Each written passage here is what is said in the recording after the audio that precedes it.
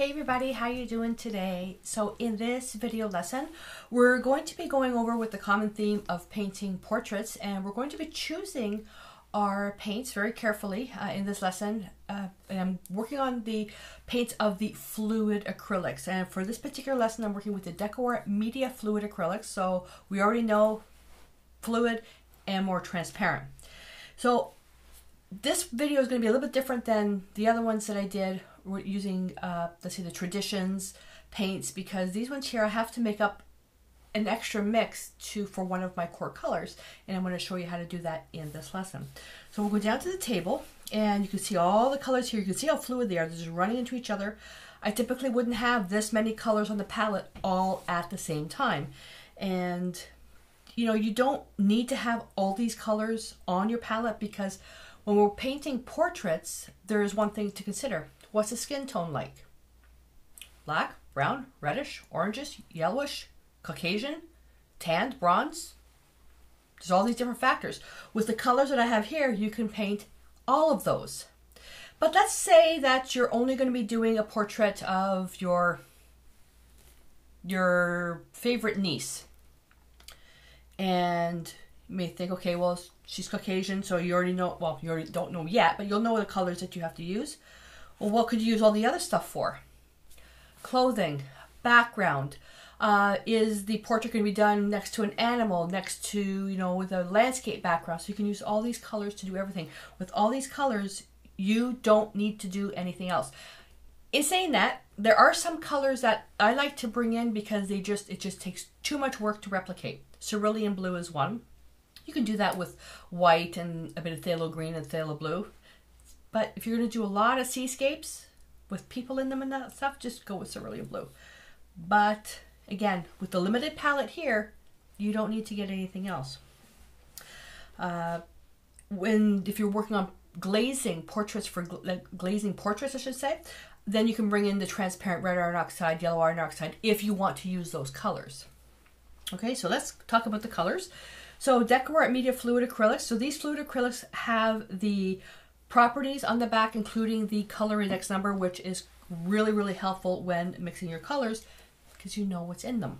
So we'll start off with Phthalo Green Blue, Phthalo Green Yellow, Phthalo Blue, Ultramarine Blue, Quinacridone Magenta, Naphtha Red Light, Henty Yellow Medium, Henty Yellow Light, Yellow Oxide, Raw Sienna, Quinacridone Burnt Orange, Burnt Sienna, Burnt Umber, Raw Umber, Carbon Black, and Titanium White. So if you've been following me and you know what my palette looks like, you may be saying, okay, you have Quinacridone Magenta out there, you have Quinacridone Burnt Orange out there, you have Henty Yellow Medium out there, but you don't have Derelid Yellow, and where's your orange? Because orange you really don't need. For the amount of orange I actually use in a painting, it's a little easier to mix up with Naphtha Red Light and Henty Yellow Medium. Derelid Yellow, although a nice sunshine color, I have it back. Everything's backwards over there. You can see right there where my fingers. I think that's it right there. If I need to use it, I'll use it. But you know, once that's gone, I doubt I'm going to replace it because I can make it up myself. With the Quinacridone Magenta, Quinacridone Burnt Orange, I'll get to that when it gets to that point in the palette. So we want to talk about these colors when painting portraits. Because you have all these skin tones, does that mean you have to go out and buy tubes or bottles of paint that say flesh tone light, flesh tone medium, flesh tone dark? No, because you can mix it up yourself. On top of that, when you're working with pre-mixed colors already, like flesh tone A, B, C, D, E, F, G, in a bottle already, if that company decides to stop making those paints, what are you going to do if you've been using them for years? You're going to have to turn and color mix them anyways, so why not just do it right from the beginning? So with skin tones, depending on the color, there's, you know, all these different, you know, black, brown, reddish, orangish, yellowish, bronze, tan, Caucasian. There's all these different types of skin tones, and with all these paints, that's why I have on the palette 2 of each of the primaries, 2 of a secondary that kind of lean 2 ways in a color wheel. Well, what does that mean? Very commonly you hear that a color is warm or a color is cool. I don't like working it like that, because typically all the reds and yellows are warm and all the blues and greens are cool, I like working on where they sit on the color wheel. So, in meaning, if you have a green that can only lean one of two ways, it can only lean either towards yellow or towards blue. Okay, that makes sense. A blue, you can only have a blue that leans towards yellow, green, yellow, or that leans towards violet, red. Okay, well, if you keep going with that type of mentality where it sits in the color wheel, automatically your paintings become more harmonious, because you know that if you're going to take colors that are either more yellowish or more bluish, they're all going to be in harmony. So that way you're not going to use a green that leans towards yellow and use let's say a red that leans towards blue. They're going to clash unless you intentionally want them to clash.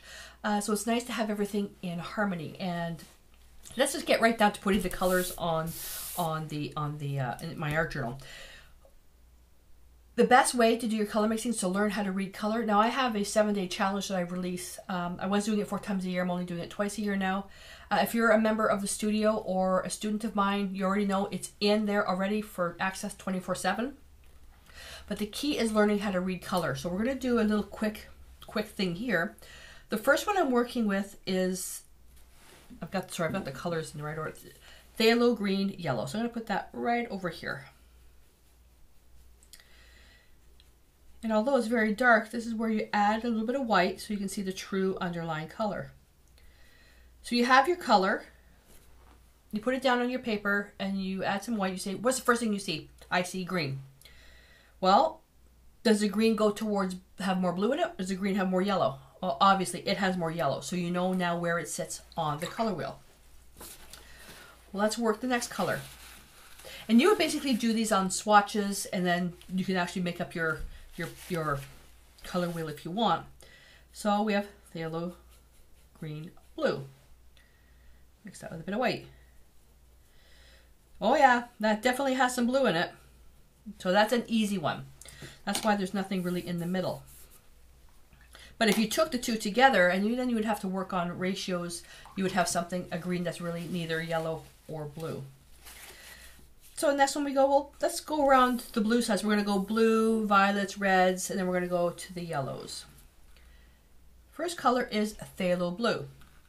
Now, phthalo blue is a blue that leans towards green. It's a very intense blue.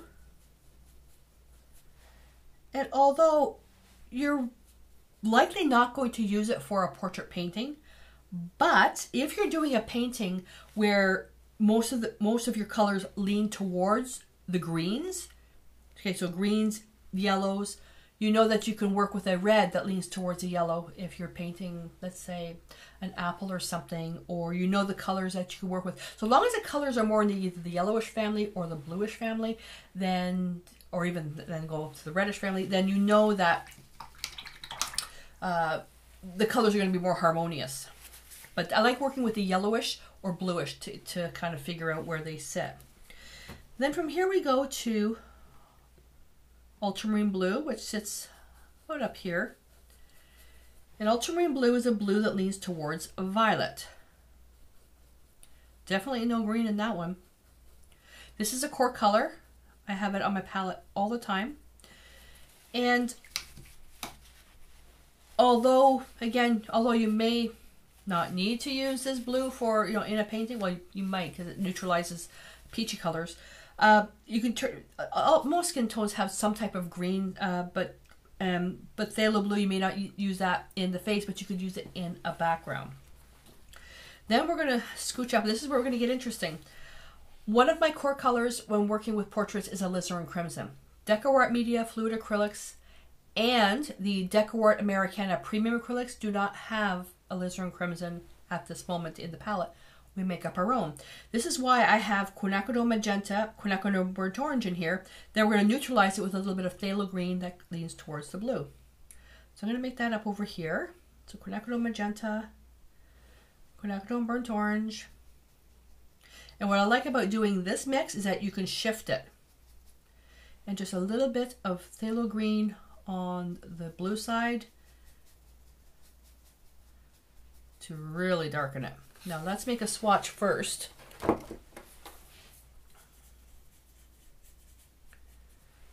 little bit of white. I think a little bit more quinacridone magenta in that.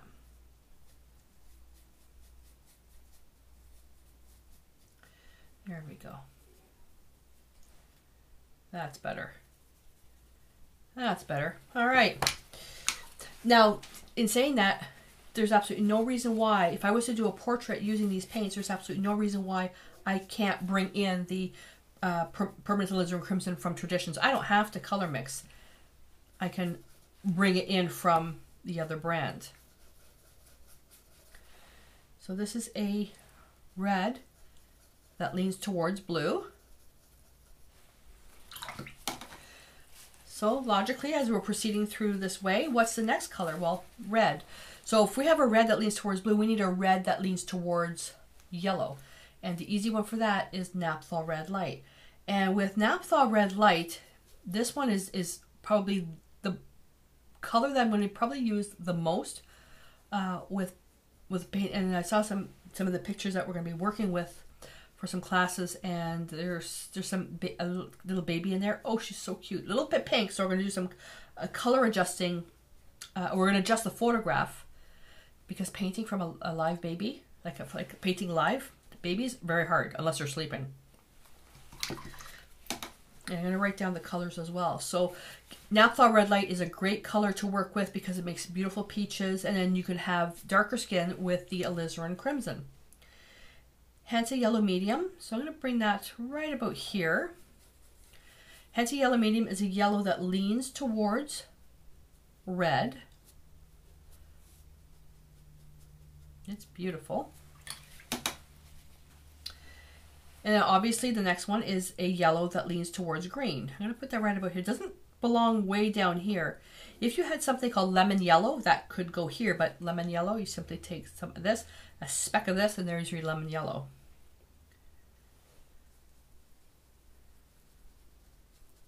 There's a piece of dried paint in there. There we go. Okay. So there's your primaries and one secondary. Now, with the secondary, with the phthalo green, you don't have to have a green. I like it because I can do a lot with it. It goes really far.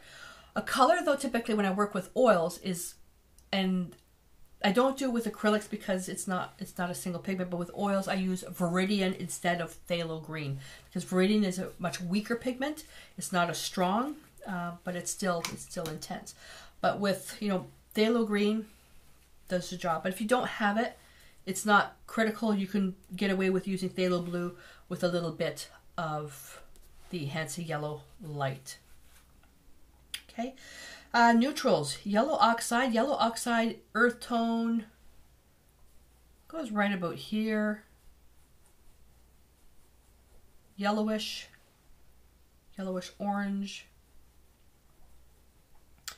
And the color that I don't use very often for traditional painting, but for portraits, depending on the style that you're going for, raw sienna, which goes right beside yellow oxide.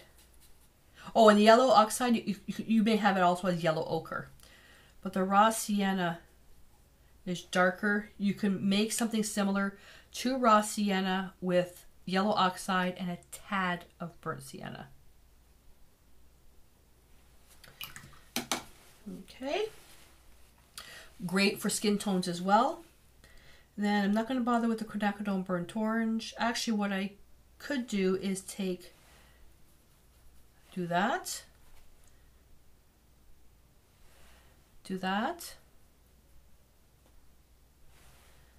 and do that to show that that's what's used to make it. Okay. Burnt sienna is a reddish brown. Goes right about there. Another core color. You can do a lot with this. Burnt sienna and blue can make chromatic black. Double burnt sienna with single ultramarine blue can make something like burnt umber. Double the ultramarine blue to 1 part burnt sienna, you can get something like Payne's gray. The next two colors I don't have on my palette a lot for regular painting, but sometimes depending on the palette you want to go for or the style of painting you're going for, when you're working, I like kind of like going almost like old master style, kind of like that type of thing. I absolutely love studying under the instruction of Daniel Green, John Howard Sandon, the old master artist, singer, Sargent, you know, and I love their styles of painting. Now, Sandon, when I was learning portrait painting, he has his own pre-mixed colors, but a great artist he is, he also shares how he made those artists, and that's in oil. Daniel Green, the same thing. Daniel Green has this beautiful, massive palette, and I love the style of his painting. And at the time that when I was learning about how he studied with the studied the old masters, he was having his paints also prepared in already made by the Richardson Company. Myself, I would rather work with the pure colors, because if something happens and they don't make them anymore, I don't want to be stuck. So one of the colors is Burnt Umber. Burnt Umber is a reddish brown that's quite dark. And if you've been watching me, you know that these colors can be used for anything. Landscapes, pet portraits, human portraits, wildlife, landscapes, mountains, seascapes, all the stuff, not just one subject. And raw umber, I'm going to put raw umber down here. It all depends on the brand you're using. I find that raw umber, it also depends on the lighting, sometimes leans a little bit towards green. Now this particular one here seems a bit more sandy, and to me, it looks a little bit blue because the cool light that I have up there, the cool light is a little bit blue. But I know that if I were to basically turn that light off and go and work where I have my photo table set up for product photography, if I put on one of the lights there that's a warm light, this would look more orange. It would be warmer. And then we have Carbon Black. Carbon Black is an iffy color. If I'm looking to get an opaque black, I will use Carbon Black. Otherwise, I just take blue and brown. But the minute you add the blue, because the blue is either transparent, semi-transparent, then you don't have the opacity anymore. Then I put white in the middle.